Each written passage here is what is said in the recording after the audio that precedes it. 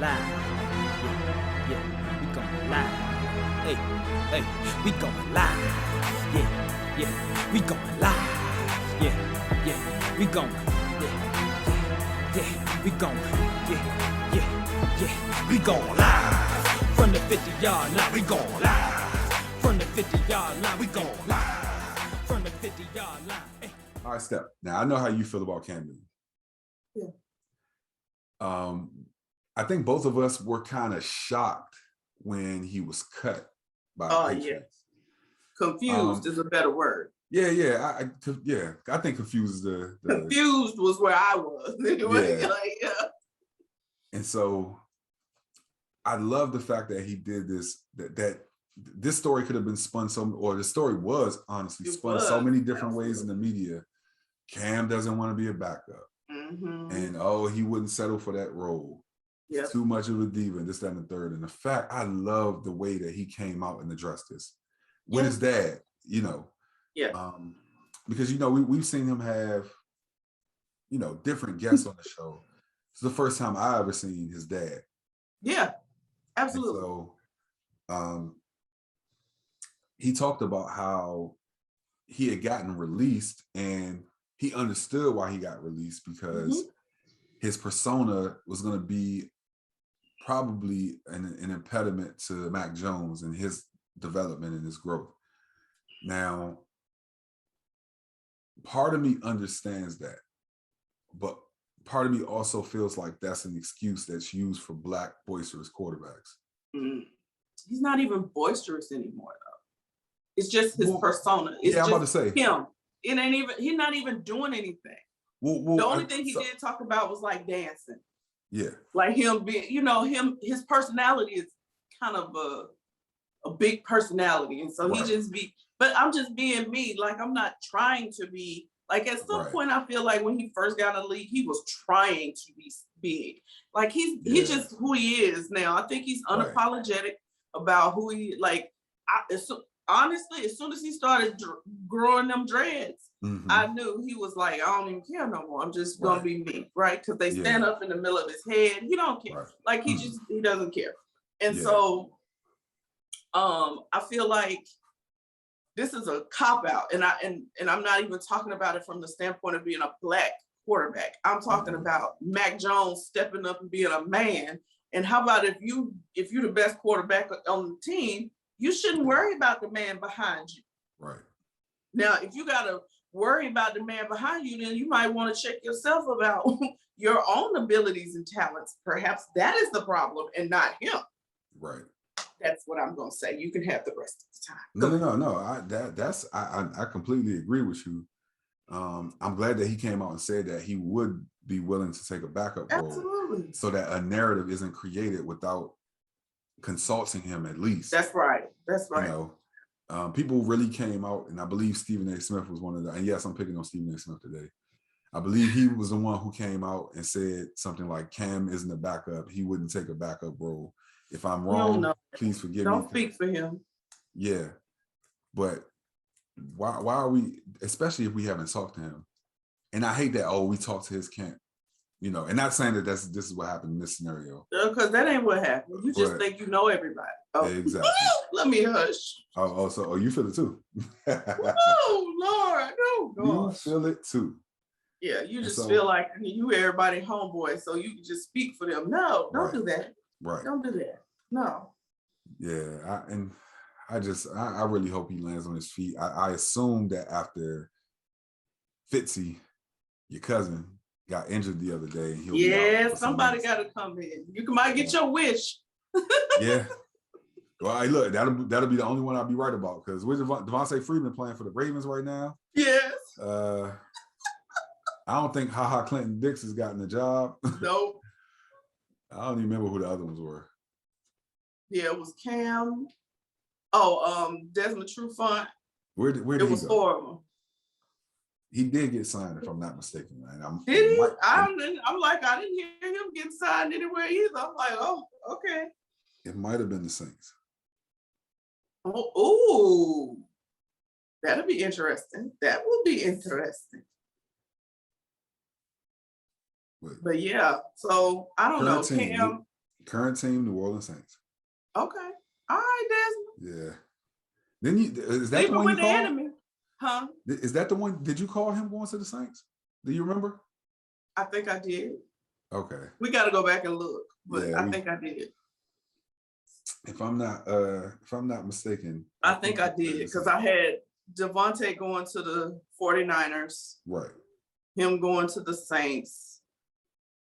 I didn't pick anything for HaHa Clinton Dix. And then I said the Washington football team, but then I came out after we finished and told you the other place I thought was Detroit for Cam. Right. Yes. Mm-hmm. That's right. Yeah. And look, he might be on the move there too. Lord. Yeah. So, but either way, I just like him. I don't know. I'm all about the unapologetic person. Like you just being comfortable in your skin. Right. And here's the thing that I do know, whether he's on his feet, whether he lands another job or not. I'm sure. Yeah. Because he's doing all of these other things with his life. He got his kids. He good.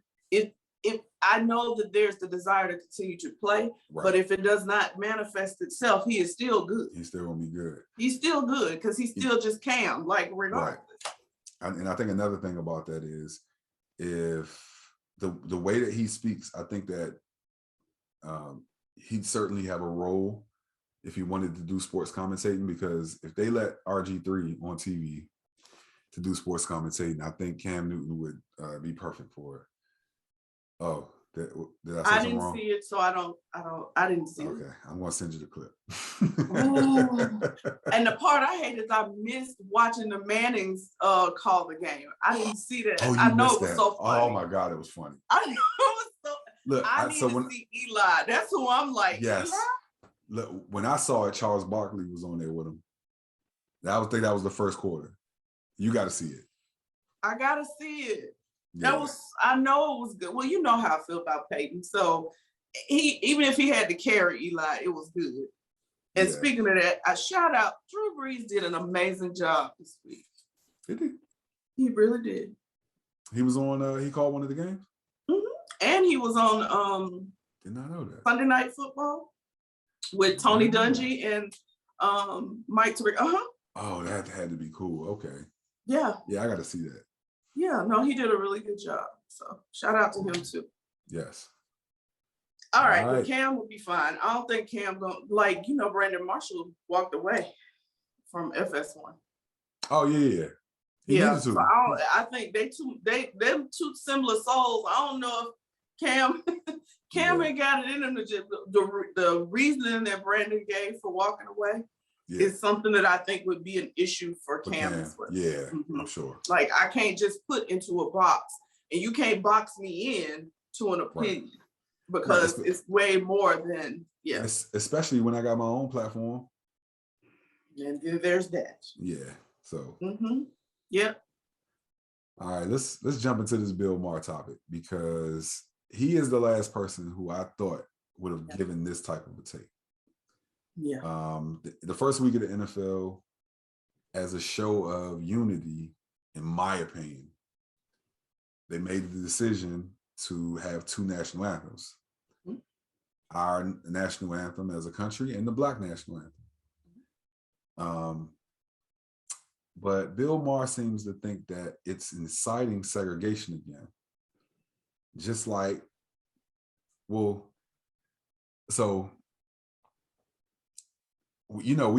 probably talked out of all of these topics at length about this one. Yes, we did.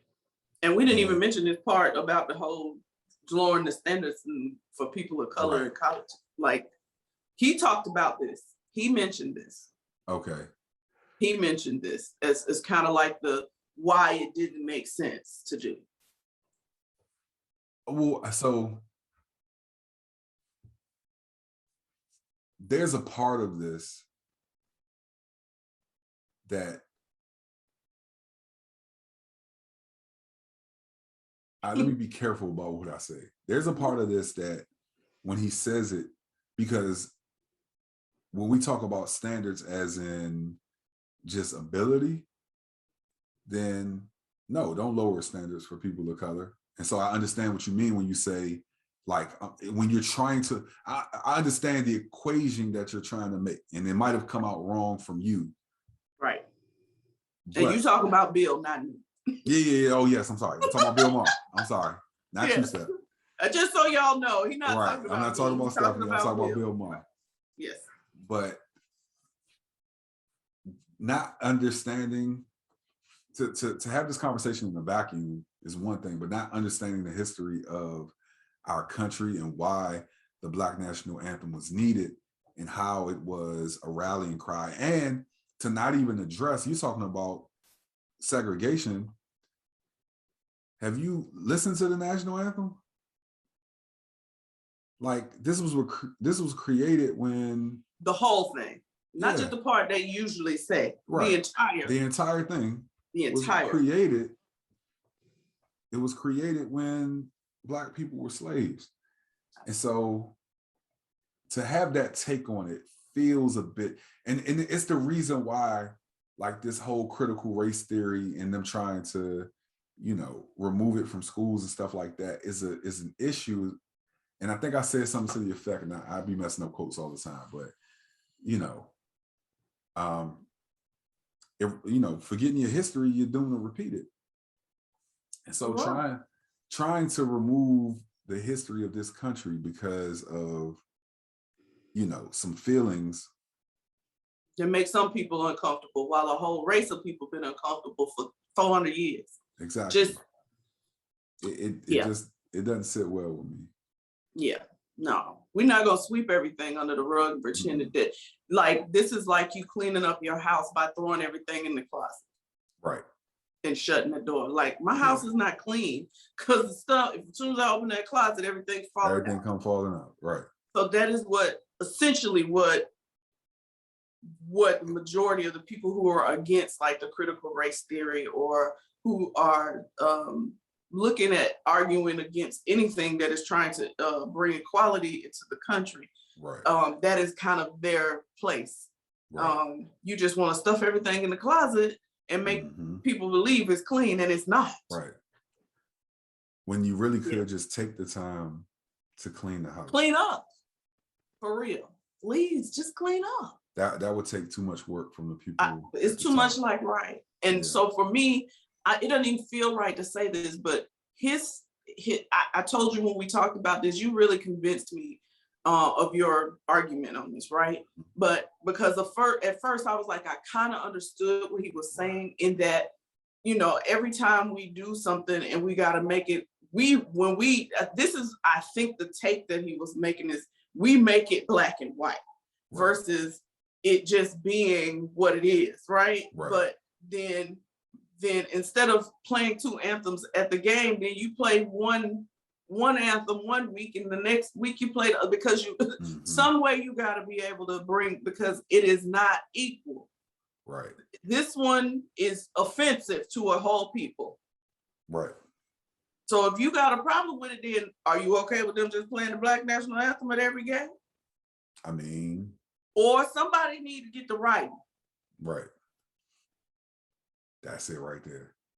Somebody need to get the writing so we can just have one that works for everybody. And I don't just mean, because the other thing that bothers me, of course, you know who I am. Right. So the other thing that bothers me is we make everything black, white when it's more people of color that don't look like either one of us.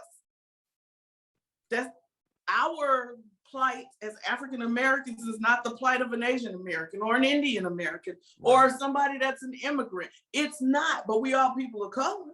Right. So if you just want to we're going to get rid of that one and just do one. Right. That encompasses for everybody. How about that? Yeah. Just for everybody. How about that? Yeah. Anybody listening who's write a new one. Let's go. I think the issue though with not the issue with that, but the issue with trying to keep the old one, right? Even with removing the old one and writing a new one, is that there's a segment of, of course. Let's just be plain. There's a segment of white people who embrace their conqueror role in history, and they don't want that to be erased. And I really don't care. Yeah. I'm sorry. That is not my concern or my care. Right. I don't really care that that's how you feel, because you're not here by yourself. You do not. Right. You do not own this land. You do not own this country. You're not here by yourself. Heck, half the stuff that's here wouldn't be here if it wasn't for us. So really, I don't care. I'm just being honest. I don't care.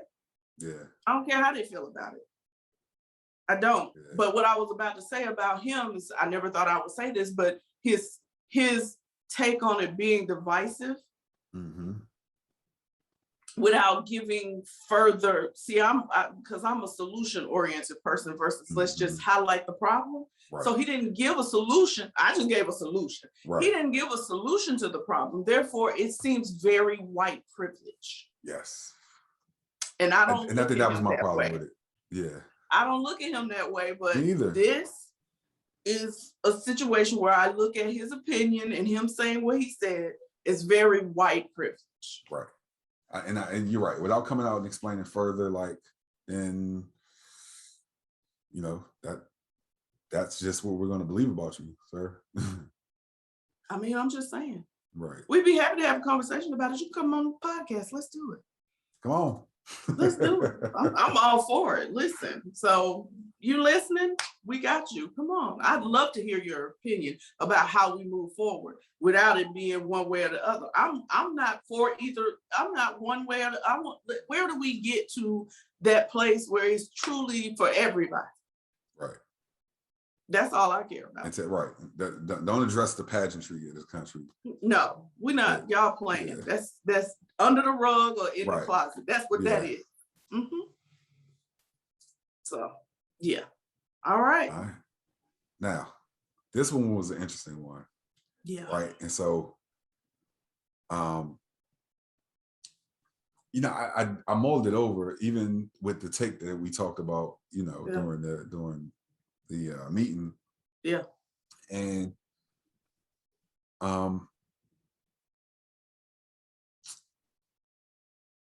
I think I'm still on this. I'm still on the side of I'm never for anybody losing their job.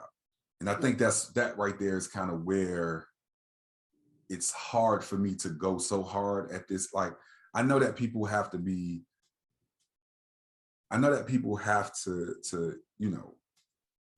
with their beliefs, they have to take a stance and, but I think with the way this virus. You ain't even told them what it is, Jerry. You just talked. I just really. You just went right into your argument about it. Let's come back and tell them what it's about first. All right, I'm sorry, guys. All right, so Columbus Blue Jacket, that's a hockey team. Yeah. Their assistant coach is out after refusing to get vaccinated. And so while the NHL policy states that any personnel who has to be within 12 feet of other personnel, including players, must be vaccinated. Do you think this should be adopted by other leagues, or is this a violation of civil rights? Go ahead. You were. So, I want you to keep talking. Go ahead. So he ended up losing his job, and I'm never in favor for someone losing their job. Right. But when we think about the fact that, the rates of people who get the virus, it's 95% unvaccinated. Unvaccinated, right? Right.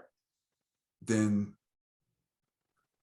what are we fighting for? What are we fighting about? Is it just that I don't want to be controlled by the government and being told what to take? The vaccine is, it was developed too quickly.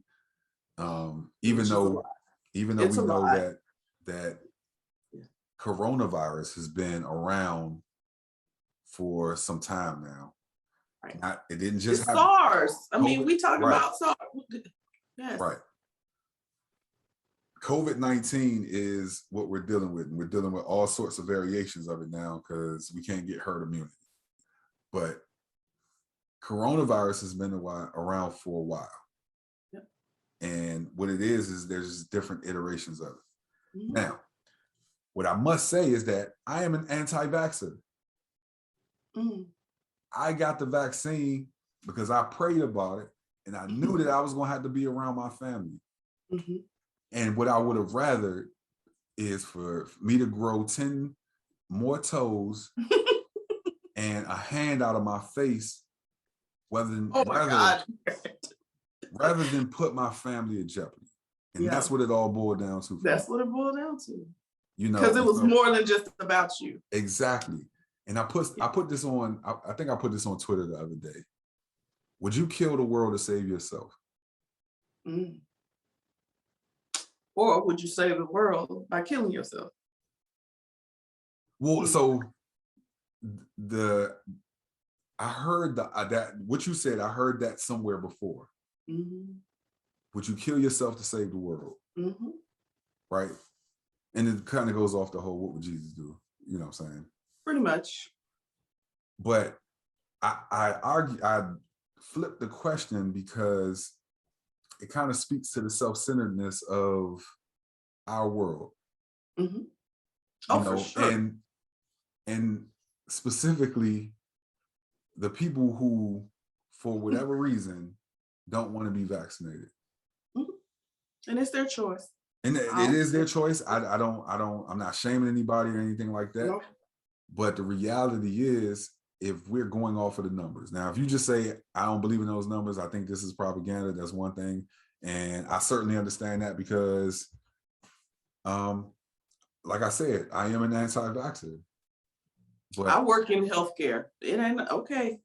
Yeah. All I can tell you is the people who I see on a day-to-day basis, the frontline people who have to work 24, 48-hour shifts at a time because it's not enough.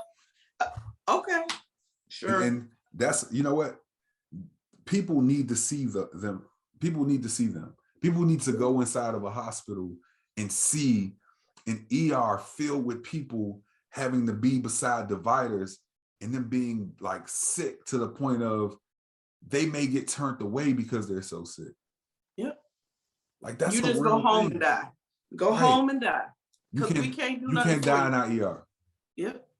Like, and when did we get there as a country? Right? Yeah. We all off topic though, by the way. We are. I'm sorry. It's okay.